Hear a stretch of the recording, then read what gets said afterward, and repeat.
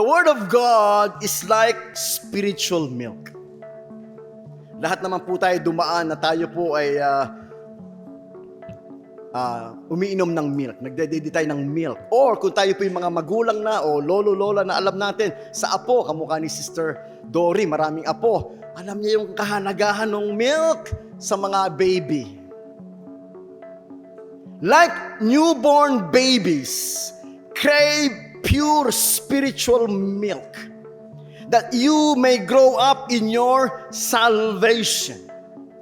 So yung pong mga bagong Kristiyano ay sinasabihan dito na like newborn babies, kayo na mga bago pa lang sa Panginoon.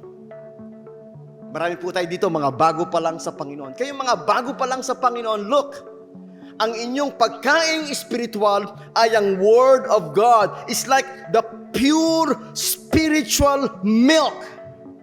Tanggalin mo po yung milk sa mga batang dumedede pa and they will not survive. Pero kung wala pong milk, that baby will not survive. In the same way, mga kapatid, tayo pong mga tumanggap sa Panginoon, sumasampalataya sa Panginoon, nagmamahal sa Panginoon, without the pure spiritual milk, the Word of God, we will not survive.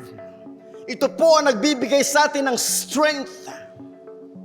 Mabuti nga po kung sasabihin ni Satanas, bago pa lang yan, huwag nating tuksuhin. Bago pa lang O bago pa lang yan, huwag nating bigyan ng pagsubok. O bago pa lang yan, huwag nating bigyan ng trouble. No, mga kapatid, yun nga ang tinatarget ni Satanas, yung mga nag-struggle, yung mga mahihina, yung mga bago pa lamang. Satan would like to destroy their faith and relationship with God and confidence with God.